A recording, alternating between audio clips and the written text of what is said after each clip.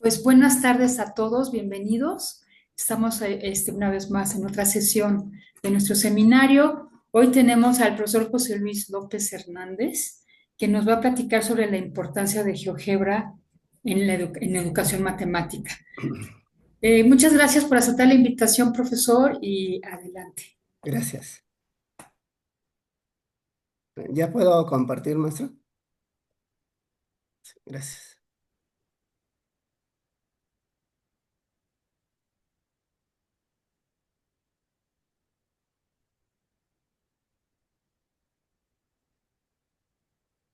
Ya se ve, ¿verdad? Bueno, Sí se ve bien, gracias. gracias. Bueno, esta charla lleva por título precisamente así, la importancia de GeoGebra en educación matemática. Voy a hablar un poquito acerca de cómo ha evolucionado el software GeoGebra hasta convertirse ya en una herramienta tecnológica muy poderosa para su uso en el aula. Después hablaré un poquito acerca de algunas investigaciones al respecto de la importancia de GeoGebra. Eh, Haré referencia a dos marcos teóricos, como para dar contexto también de por qué GeoGebra lo podemos considerar un artefacto mediador de la enseñanza y el aprendizaje de las matemáticas. Y si da tiempo, pues ahí les compartiré algunas experiencias. Entonces,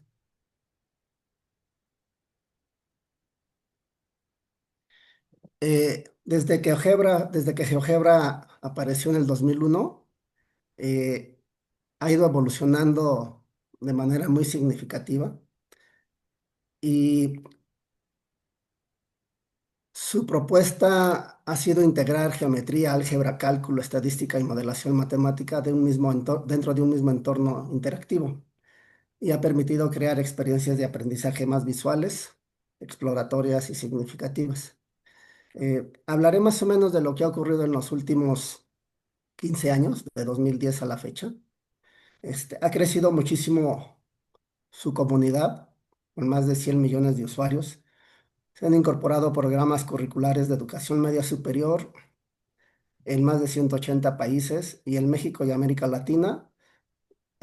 Su adopción ha estado vinculada con reformas educativas, todavía no de manera formal, pero eh, se está trabajando en ello.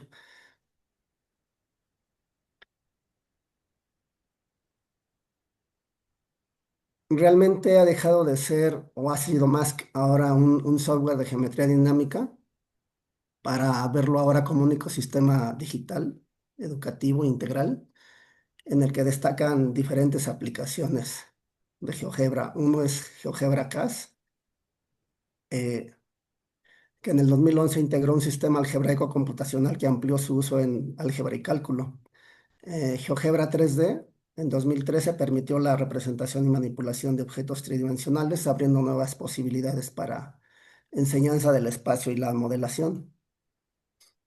GeoGebra Classroom se implementó en el 2018 como una herramienta colaborativa que facilita la retroalimentación docente en tiempo real. GeoGebra ARC más o menos se desarrolló entre 2020 y 2024, incorporando la realidad aumentada y simulaciones interactivas. Y GeoGebra Notes eh, en el 2022 surgió como un entorno para crear cuadernos digitales con actividades integradas. Esta evolución refleja la transición de este modelo que tenía originalmente GeoGebra en una plataforma de aprendizaje interactivo. El uso de GeoGebra promueve aprendizajes significativos y mejora la actitud hacia las matemáticas, así lo identifican varias investigaciones. Por ejemplo, en una línea de investigación se habla de GeoGebra como mediador del aprendizaje conceptual, en otra se habla como importante elemento en el desarrollo del pensamiento matemático, y en otras investigaciones se habla de la importancia de GeoGebra en la formación docente y como una competencia digital.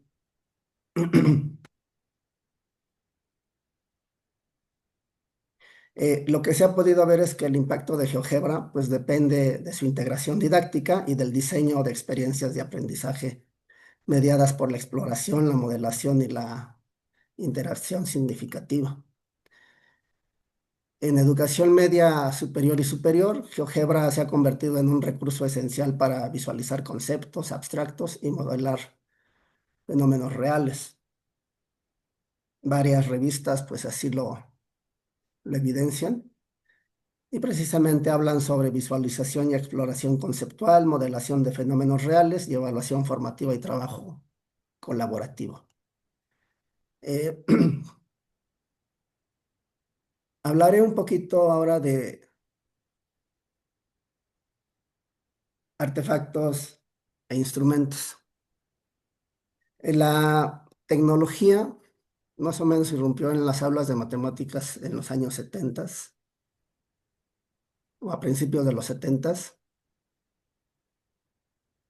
con el objetivo de que profesores y estudiantes incorporaran el medio digital a su diseño de actividades y a sus estrategias de resolución de problemas, respectivamente. De esta manera, se asegura que se piensa con y a través de dichos medios tecnológicos. Las tecnologías como instrumentos transforman la naturaleza semiótica, es decir, los signos y símbolos que dan significado, y además el conocimiento emerge de otra manera a partir de dichos sistemas semióticos de representación, que en este caso pues son ejecutables, ¿no? Los artefactos como GeoGebra. Es posible que el uso adecuado de las tecnologías permita desarrollar un pensamiento más profundo que con el uso de lápiz y papel dentro de los procesos de enseñanza y de aprendizaje.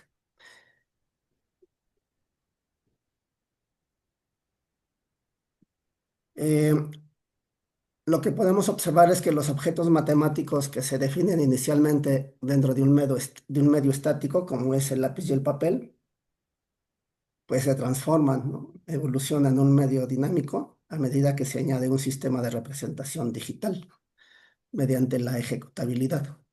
Esto quiere decir que los conceptos matemáticos, los objetos de estudio en matemáticas se pueden ver de manera diferente en un ambiente estático como es el lápiz y el papel, eh, con respecto a cómo los vemos con respecto a un medio tecnológico como es GeoGebra. GeoGebra, pues sabemos que es una herramienta tecnológica de geometría dinámica, que entre otras cosas, pues nos permite observar propiedades de los objetos matemáticos que posiblemente con lápiz y papel pues no siempre vemos, ¿no? Entonces, la manera en que nosotros, por ejemplo, construimos el punto medio con lápiz y papel, pues es diferente muchas veces a cómo lo construimos con la herramienta tecnológica. Y en ese sentido es que se van adquiriendo diferentes, o más bien nuevos significados, ¿no? Para hablar de estos objetos. Entonces dice aquí, la exploración matemática en un medio digital está mediada por sistemas de representación activos y el conocimiento que emerge es distinto al que emerge de un medio estático. Los softwares de geometría ¿Cómo que mi dinámica, nombre, como sí? GeoGebra, No. Si ya se tienen que ir, ya les entregué sus hojas, me dejan sus Perdón, adelante, profesor. gracias. Un momentito. Ajá. Entonces, los softwares de geometría dinámica, como GeoGebra, brindan al usuario la oportunidad de interaccionar con las construcciones geométricas y modificarlas. Aquí, pues, eh, mucho de esto lo debemos al arrastre, ¿verdad? Porque el arrastre es lo que nos permite, es la herramienta que nos permite manipular en muchas ocasiones las construcciones dinámicas, ¿no?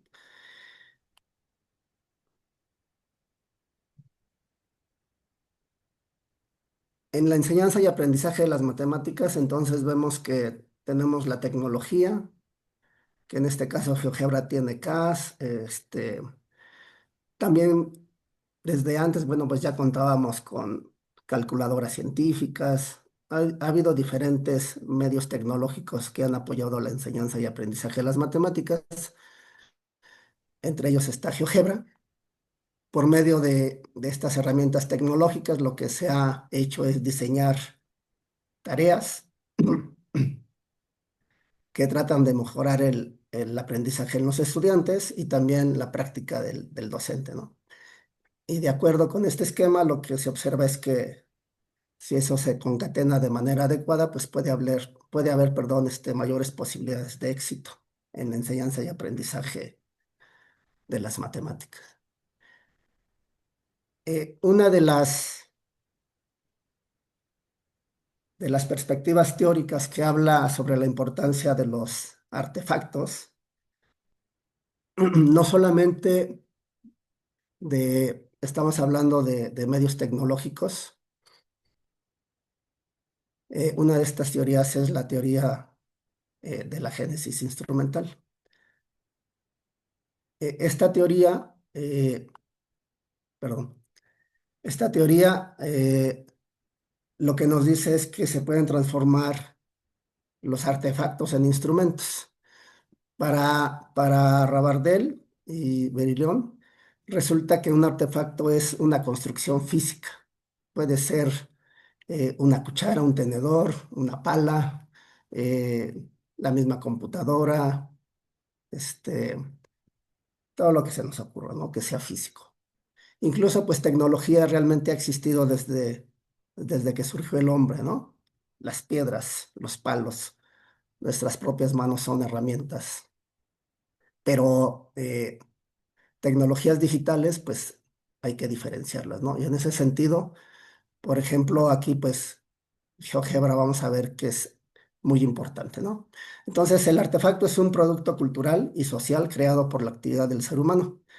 Y un instrumento es construido a partir del artefacto por un sujeto a través de su actividad.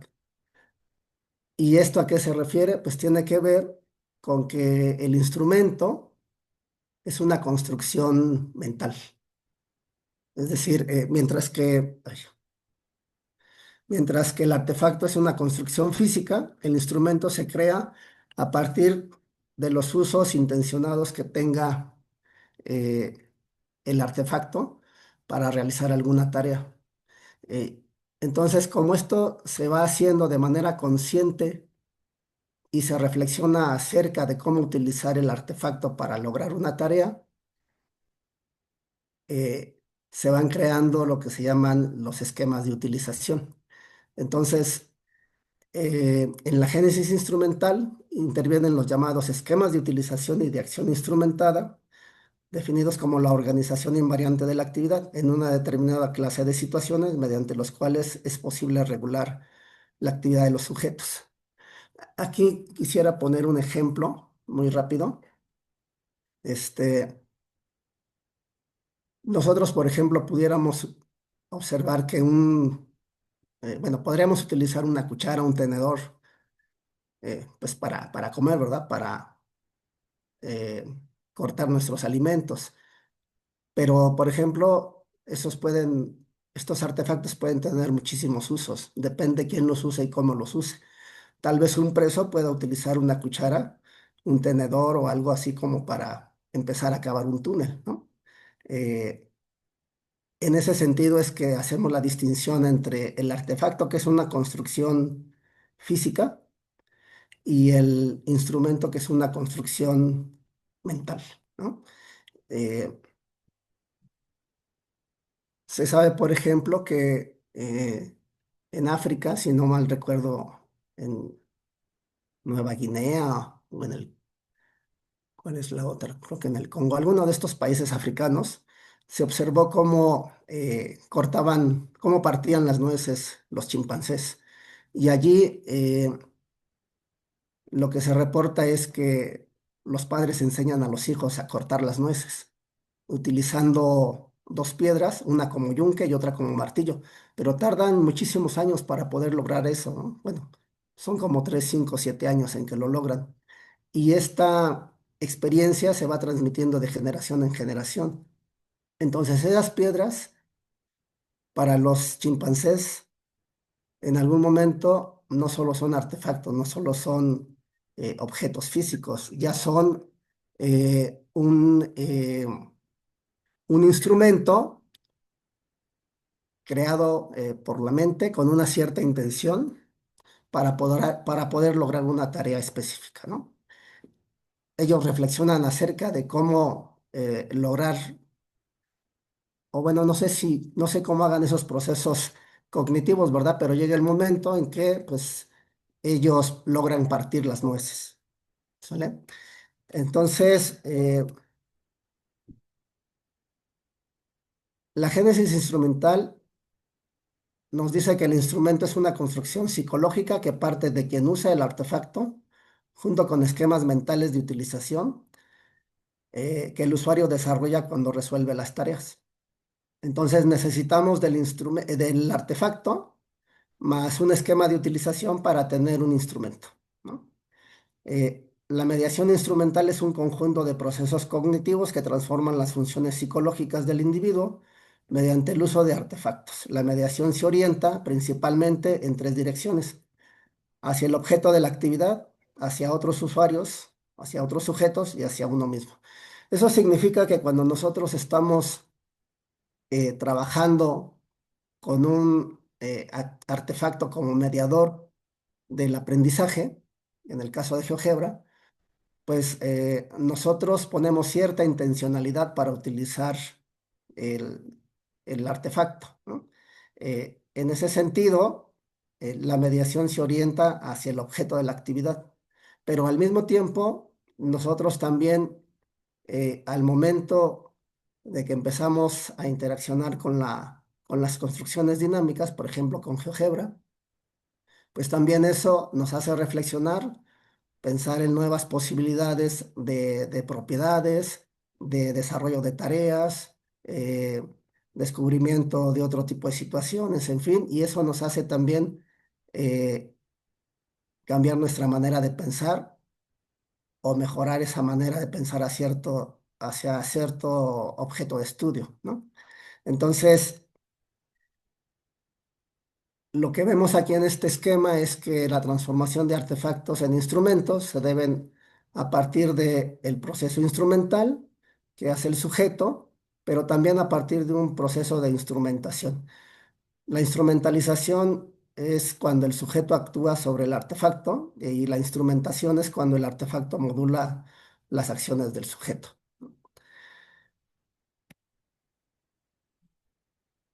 Otra teoría importante que nos habla de la mediación de los artefactos es la teoría de la objetivación de Radford.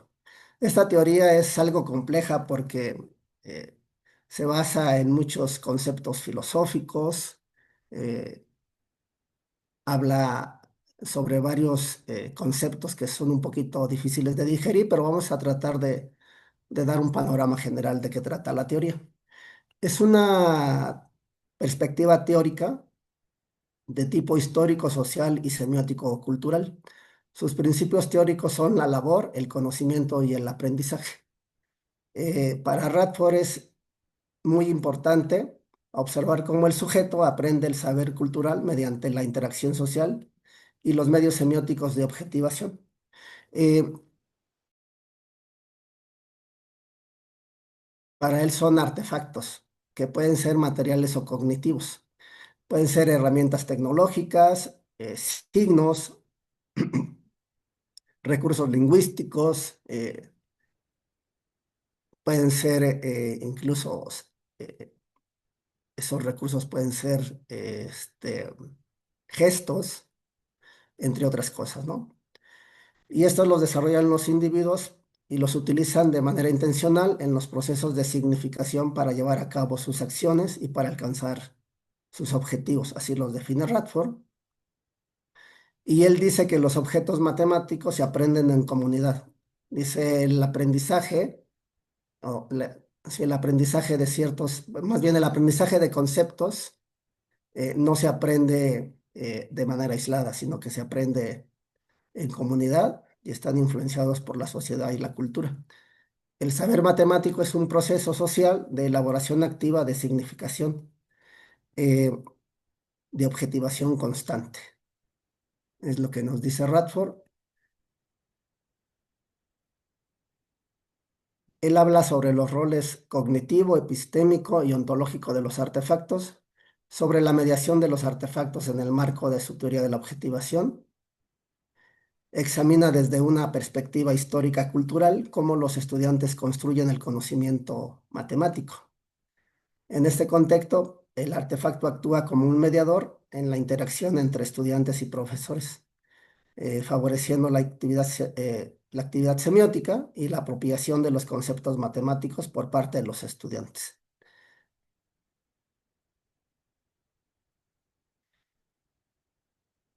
En lo que se refiere al rol cognitivo de los artefactos, estos tienen que ver con la mediación del pensamiento. Los artefactos, como el lenguaje, las representaciones y las herramientas materiales, sirven como instrumentos para pensar y estructurar, así como organizar las experiencias. El rol epistémico tiene que ver con la construcción del conocimiento. Habla de que los artefactos no solo ayudan a pensar, sino que también son cruciales en la producción de conocimiento. Permiten la representación y la manipulación de objetos del conocimiento, haciendo que las ideas abstractas se conviertan en algo tangible. Y el rol ontológico tiene que ver con la formación del sujeto.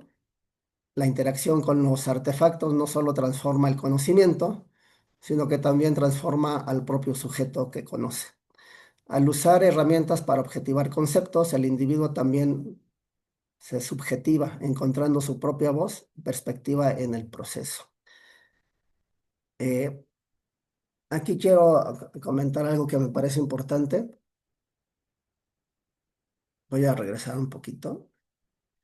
Radford dice que más que construir un conocimiento, lo que hace el sujeto, lo que hace el estudiante es como actualizarlo. Para él dice que el conocimiento puede estar dado por la cultura, bajo una serie de condiciones, y que a partir de su interacción con otros, empieza a conocer ciertos objetos de estudio y entonces empieza a descubrir propiedades que tienen esos objetos. Y resulta que el conocimiento lo puede ir actualizando conforme va estudiándolos. Entonces habla también él de un conocimiento potencial y dice que a medida que este proceso de objetivación se va dando es eh, como se va apropiando el individuo del conocimiento.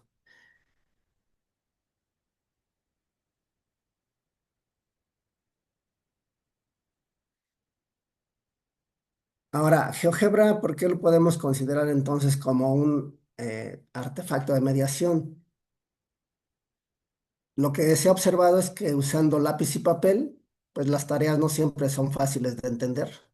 Las figuras con las cuales se trabaja no siempre es posible experimentar eh, todas sus propiedades y en el ambiente estático, pues la interacción casi es nula, ¿no? En GeoGebra, las tareas son construcciones dinámicas, los objetos de estudio adquieren nuevos significados y el ambiente dinámico permite una interacción y exploración eh, más significativa. Hay mayores posibilidades de descubrir propiedades y de formular conjeturas. Eh,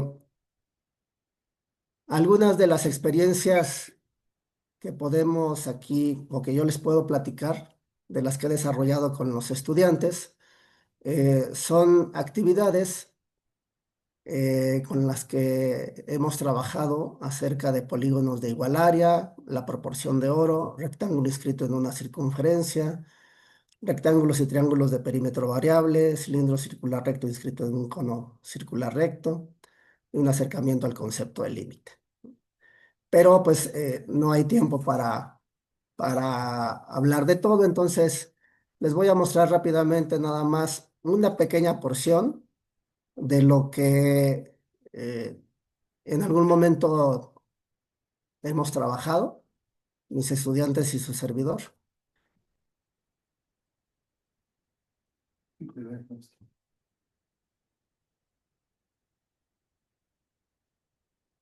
Un momentito, por favor. Lo que hemos visto aquí hay una problemática en general.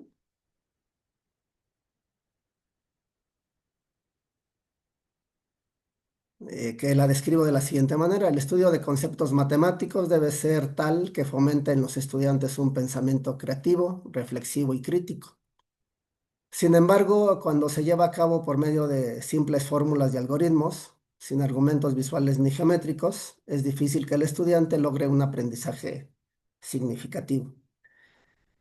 Atendiendo a esta problemática, se han diseñado e implementado actividades para ser resueltas por los estudiantes, primero en el ambiente de lápiz y papel y después en el tecnológico GeoGebra, con la intención de analizar sus procesos de reflexión, argumentación y justificación de resultados en la resolución de las actividades en ambos ambientes de trabajo y cómo influye GeoGebra en su aprendizaje.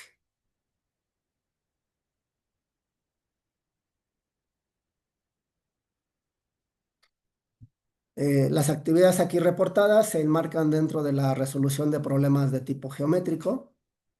Este tipo de actividades promueven en los estudiantes procesos de reflexión y significado de conceptos matemáticos.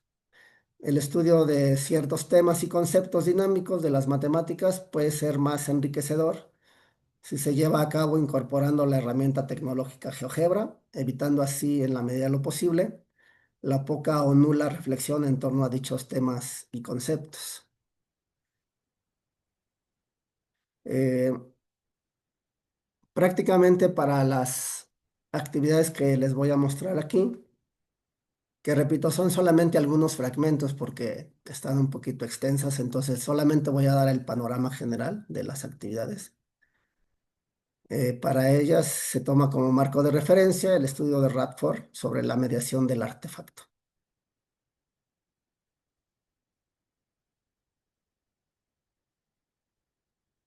Eh, con todas más o menos he usado la misma metodología que aquí les presento. Se trabajó con estudiantes de la Escuela Nacional Preparatoria que trabajaban de manera colaborativa, trabajaron de manera colaborativa en parejas. Eh, algunas de las actividades se desarrollaron con estudiantes que cursaban Matemática 5 y otras actividades se desarrollaron con alumnos que cursaban la asignatura de Matemática 6 de área 2. Entonces, pues se procede a hacer el diseño de las actividades. Cada actividad se diseña eh, en los dos ambientes estático y dinámico, lápiz y papel y el tecnológico GeoGebra. Y si se requiere, pues se les da un entrenamiento breve a los estudiantes sobre el uso de la herramienta tecnológica. Se lleva a cabo la implementación de las actividades. En ocasiones tuvo que ser pues con todos los participantes al mismo tiempo, porque no había las condiciones para hacerlo de otra manera. En algunas otras ocasiones sí pudimos trabajar de manera aislada con cada uno de los equipos, un equipo a la vez, terminábamos de aplicar las actividades a un equipo y continuábamos con otro. El acopio de los datos se llevó en algunas ocasiones también cuando fue posible y que tuvimos la utilización de los estudiantes y de sus padres, pues algunas ocasiones se hicieron videograbaciones, en otras ocasiones, que fue la mayoría de las veces, pues solamente eh, se nos permitió el audio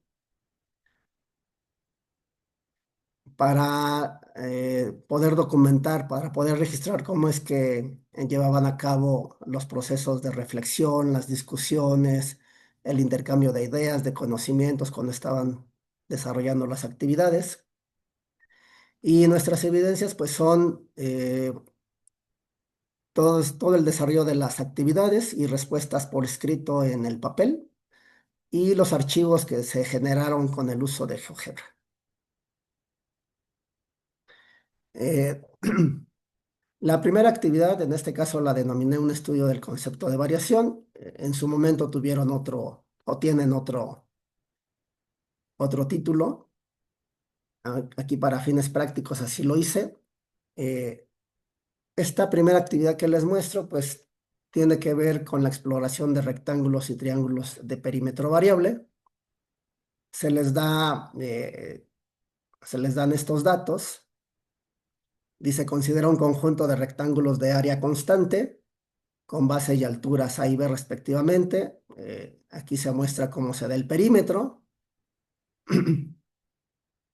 Y dice, se muestra en la figura cómo varían los lados A y B y el perímetro al variar el lado A de todos aquellos rectángulos cuya área es constante.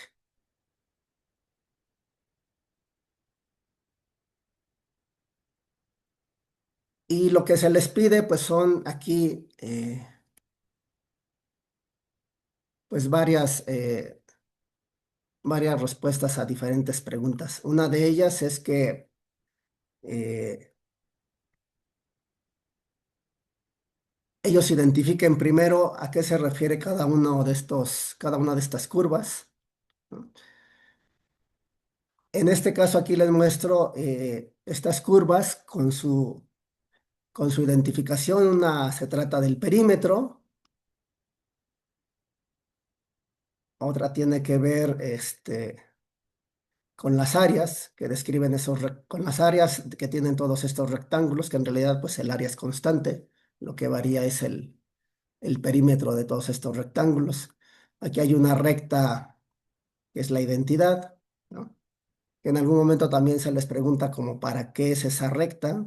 Primero que identifiquen a qué se refieren estas curvas. Les repito, en su momento ellos no tienen aquí los nombres en este esquema.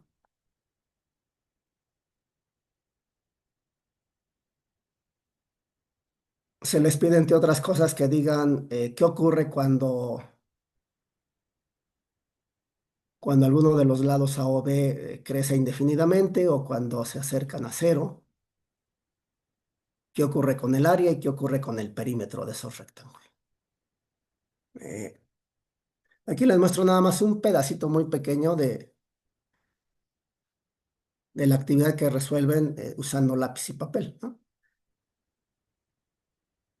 De hecho, aquí anteriormente se observa cómo es que uno de los participantes dice que esa recta que se muestra aquí, la identidad dice eso dice que tiene que ver con el área, ¿no?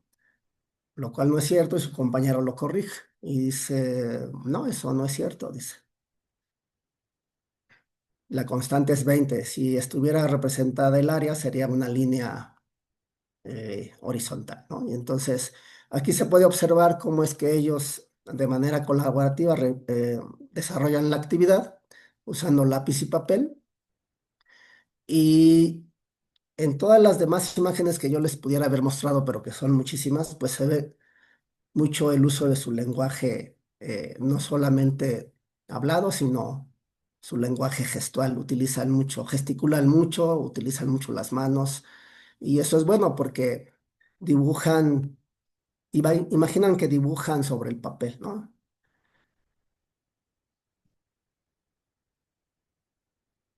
Pero se aprecian también algunos errores al desarrollar esta actividad en el ambiente estático.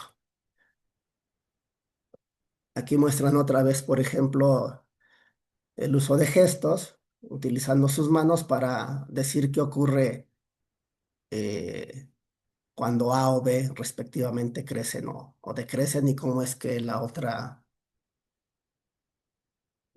variable, que depende de la primera, pues está cambiando.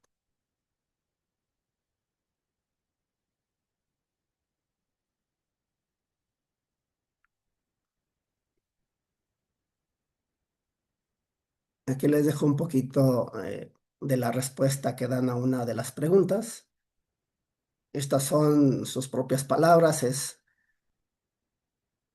su propia escritura. Y después, pues se pregunta algo similar usando la tecnología, ¿no? Cuando ellos ya usan la tecnología, pues se dan cuenta que cometieron algunos errores en el papel, usando lápiz y papel. Algunos son mínimos, algunos sí son significativos.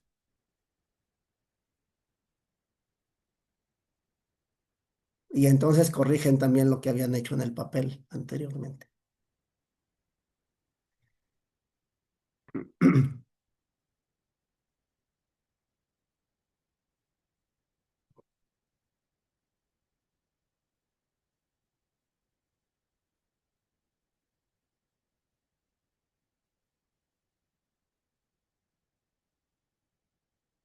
El mismo momentito es que me tapa aquí uno de los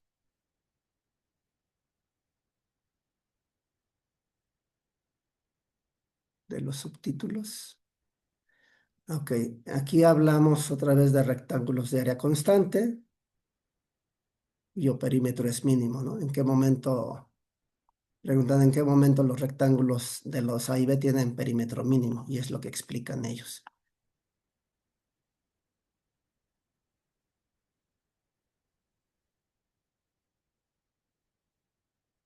Nuevamente aquí pues ellos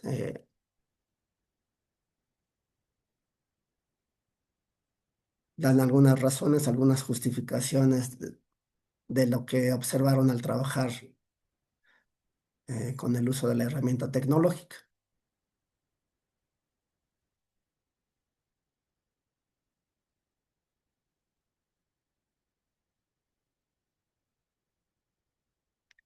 Y lo que se observa es que sí hay eh, un aprendizaje significativo, perdón, al usar la tecnología. Eh, eh, Ellos pueden corregir algunas de las fallas que habían tenido con el lápiz y papel o pueden complementar sus ideas, ¿no?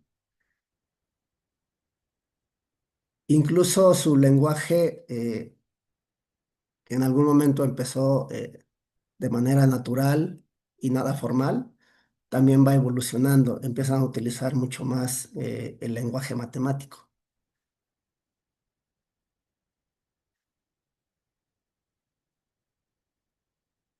Aquí, por ejemplo, se trata de una actividad en la que ellos tienen que trabajar con lápiz y papel y también con la herramienta tecnológica. Y en la primera parte, pues hay que llevar a cabo algunas pruebas, algunas demostraciones.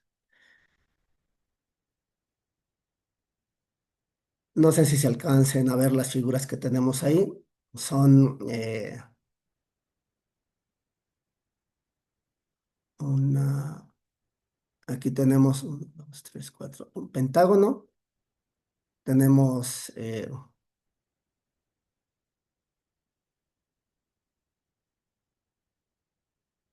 un triángulo, un rectángulo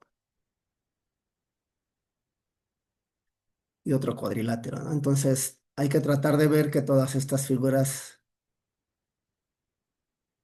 contienen la misma área. Y me gustó elegir a estos chicos, a este equipo, porque eh, llegó el momento en que ellos, como les decía, pues hacen muy buen uso del lenguaje matemático, del lenguaje simbólico.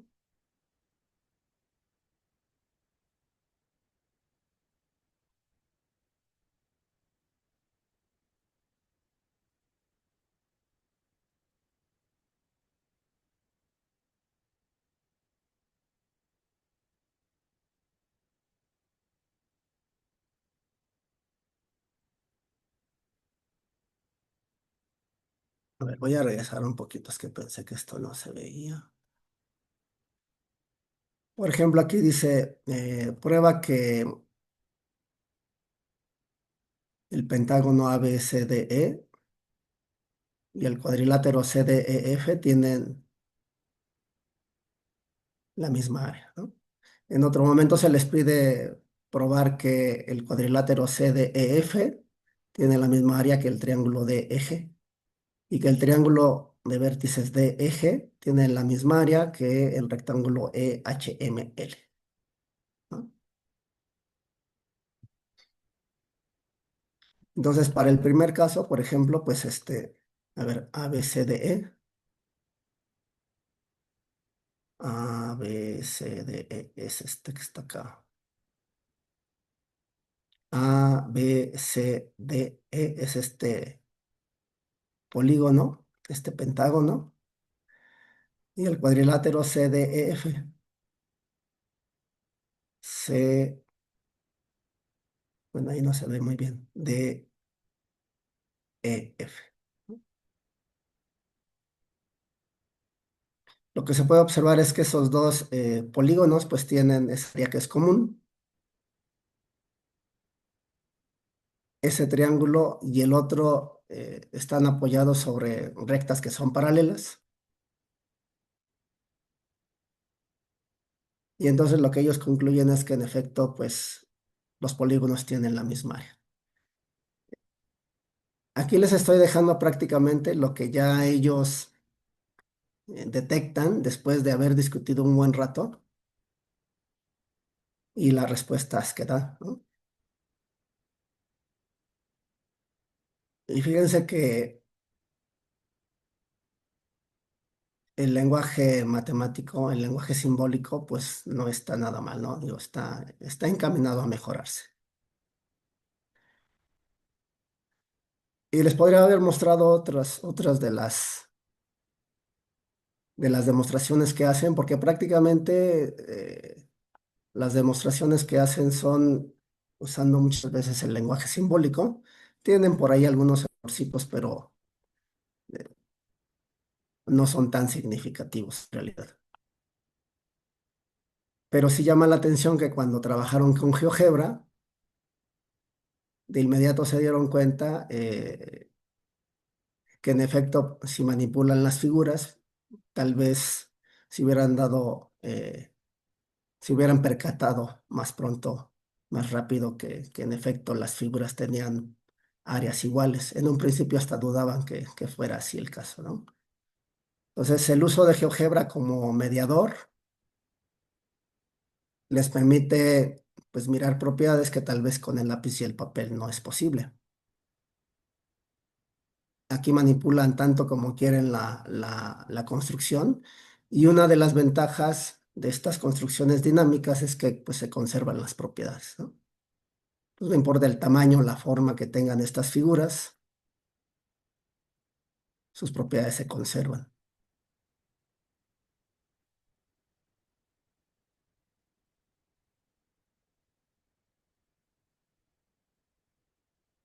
Aquí se les pregunta, por ejemplo, en una de las tantas preguntas que se les hace, se les pregunta que por qué se conserva la igualdad de las áreas de todos estos polígonos cada vez que se van eliminando algunos de los lados.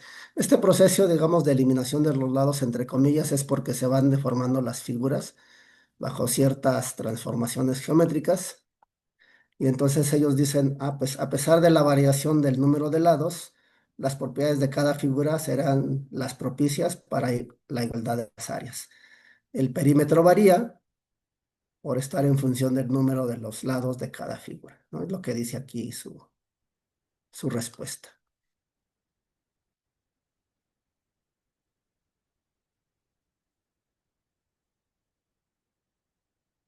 Eh, no sé cuánto tiempo me quede, pero bueno, ya me voy a encaminar hacia el final. Em, algunas reflexiones y conclusiones sobre la importancia de GeoGebra en educación matemática. Pues son las siguientes. La trayectoria de GeoGebra refleja la evolución de la educación matemática hacia un paradigma centrado en la visualización, la exploración y la colaboración. Su integración en el aula no sustituye la labor docente, sino que redefine el rol del profesor, también como un mediador de experiencias cognitivas y digitales, ¿no? En los procesos de enseñanza y aprendizaje, en la interacción entre profesores y estudiantes. Las investigaciones de 2010 a 2025 evidencian que GeoGebra favorece el aprendizaje profundo siempre que se utilice dentro de un marco pedagógico intencional, siempre que se utilice como un mediador, ¿no? Persisten desafíos tales como la brecha tecnológica y la necesidad de materiales contextualizados. Eh, El futuro apunta a la integración de GeoGebra con la inteligencia artificial, análisis de aprendizaje y realidad aumentada, en lo que exigirá una mayor reflexión ética y pedagógica. Yo realmente pues no he explorado mucho todo lo que ahora está brindando GeoGebra. eh, pero pues, yo creo que va a ser muy interesante cuando logremos integrar nosotros como profesores en nuestras aulas, en nuestras prácticas docentes, el uso de GeoGebra con la inteligencia artificial. En conclusión, GeoGebra constituye mucho más que un software, es un ecosistema de innovación educativa que ha transformado la enseñanza de las matemáticas, promoviendo una relación más creativa, crítica y significativa entre estudiantes, docentes y conocimiento matemático. Y pues aquí algunas referencias. Bueno, creo que ya es todo. Este está sobrando.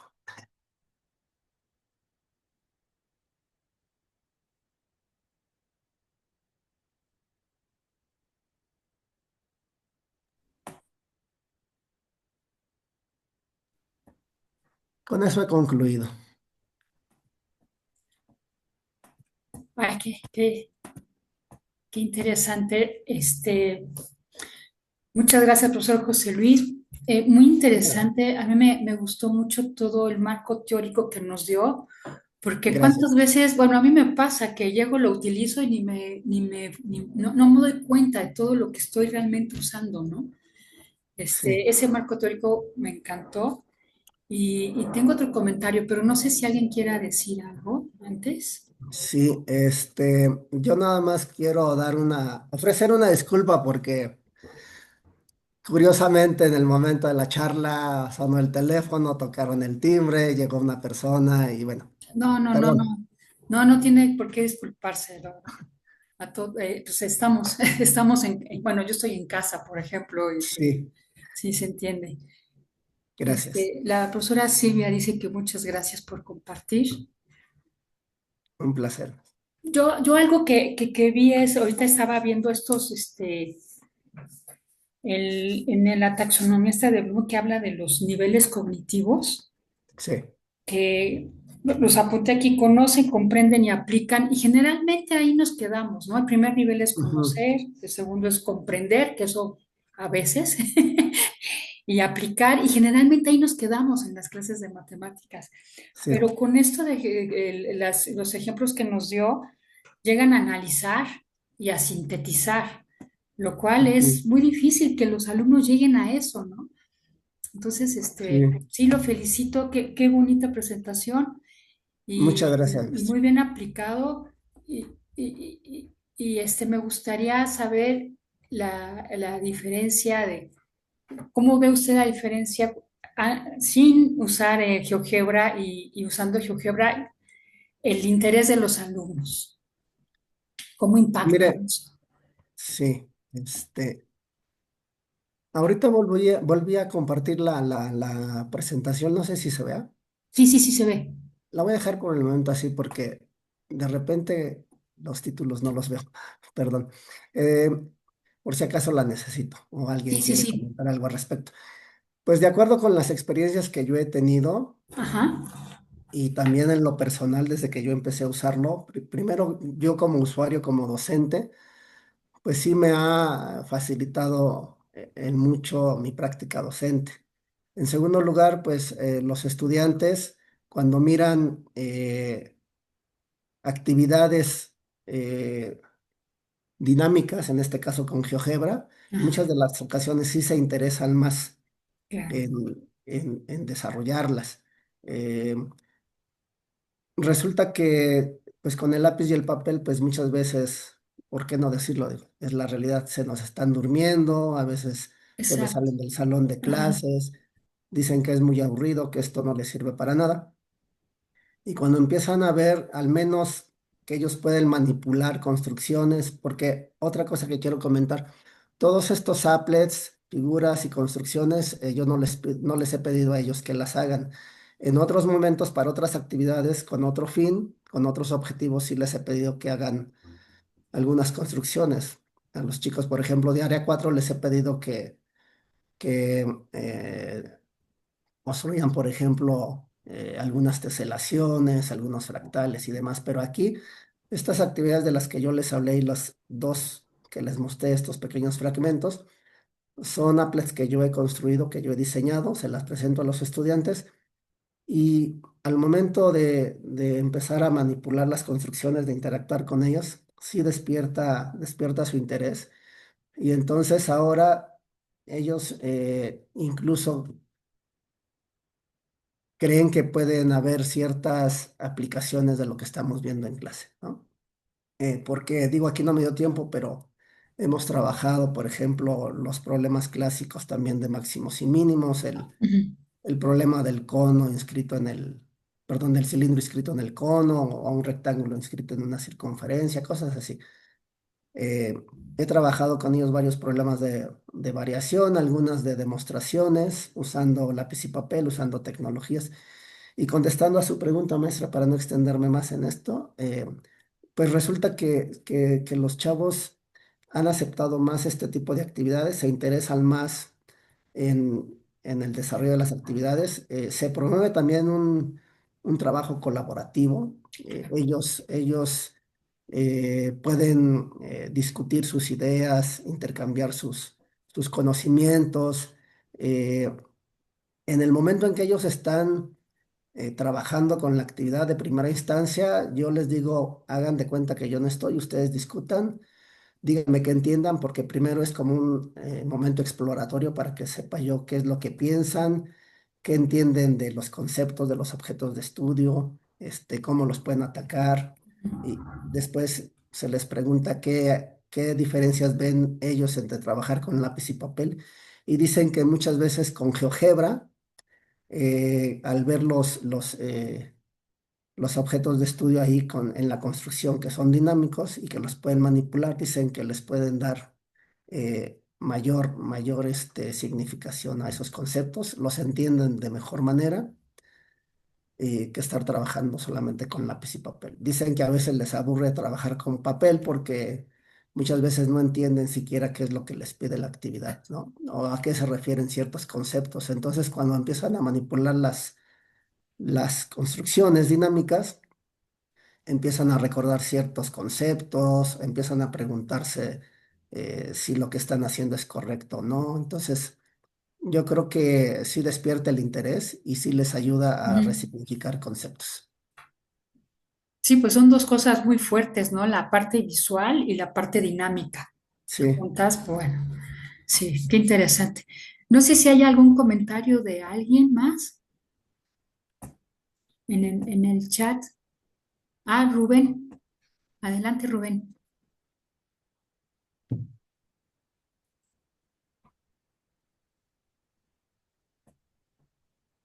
Hola José Luis, ¿me escuchas? Rubén, buenas tardes. Sí, ¿qué tal? Un gusto en verte. Hola, pues muy interesante lo que haces. Eh, Durante tu explicación, creo que entendí que usabas el GeoGebra, como para después complementar, ¿no? Algunos temas. Sí. Mi pregunta es si has intentado usarlo de manera introductoria a algún concepto. Eh, sí, de hecho, fíjate que los temas que yo vi con varios chicos de quinto fueron después de haber visto funciones. Y empezamos a ver estos problemas, estas actividades que regularmente pues usamos en matemáticas 6, que son las de máximos y mínimos, por ejemplo, ¿no? Entonces a ellos les he pedido que desarrollen este tipo de actividades de máximos y mínimos, pero no les digo que son actividades de cálculo, ¿no? Sino que son actividades en un contexto de resolución de problemas que son de tipo geométrico y entonces ahí empiezan a ver conceptos como mayor, menor, máximo, mínimo, en fin, empiezan a hablar de cierto tipo de conceptos que después van a ver en matemáticas 6, ¿no? Y Y luego los chavos cuando llegan a sexto, cuando hemos coincidido nuevamente, que son mis alumnos o que me los llego a encontrar, dicen que esas actividades les han servido para entender de una mejor manera algunos de los conceptos o temas que ven en cálculo. Otros de los temas, por ejemplo, el de límites, eh, lo he tratado también con ellos usando GeoGebra. La manera en que preguntamos usando tecnología, pues sabes que es muy diferente cuando usamos solamente lápiz y papel, ¿no? Aunque se trata del mismo tema y aunque queramos preguntar casi lo mismo, pues lo tenemos que hacer de diferente manera. Entonces, eh, mis actividades prácticamente las he diseñado siempre con algunas o con varias figuras que les ayuden a entender lo que se está preguntando. eh, y son más o menos 4 o 5 páginas, ¿no? Las que yo invierto para el diseño de las actividades en los dos ambientes, tanto de lápiz y papel como tecnológicos. Y entonces, contestando tu pregunta, pues resulta que antes de empezar a ver límites, a manera de introducción, yo les he aplicado estas actividades que yo he diseñado en lo que tiene que ver con límites, que yo les he llamado precisamente un acercamiento al concepto de límite, ¿no? Y entonces también por medio de gráficos, de figuras geométricas y procesos de aproximación es que yo he intentado acercarme un poquito a lo que es esta idea, ¿no? Del concepto límite. Y entonces ya cuando lo vemos en el pizarrón, más o menos como lo marca el programa de estudios, pues sí he tenido buenos resultados con ellos. Digo, no siempre se logran los buenos resultados, pero yo creo que sí, los logros han sido significativos. Oye, perdón, y a un grupo, por ejemplo, no sé de cuántos alumnos son tus grupos, pero suponiendo que fueran unos 25, ¿a cuántos logras capturar con este tipo de metodologías de trabajo? Mm, Yo porque mira, digo, la he practicado y sí, sí se atrapan algunos estudiantes, pero en tu experiencia, ¿cuántos atrapas con esto? pues mira, los grupos, sabes que en la nacional preparatoria regularmente son de 45, 50 hasta 60 estudiantes muchas veces. Es muy difícil que bajen de 45, 50, ¿no? Entonces, eh, en muchas ocasiones hemos tenido que trabajar en el salón de clases o en el centro de cómputo, pero todo el grupo en general. Y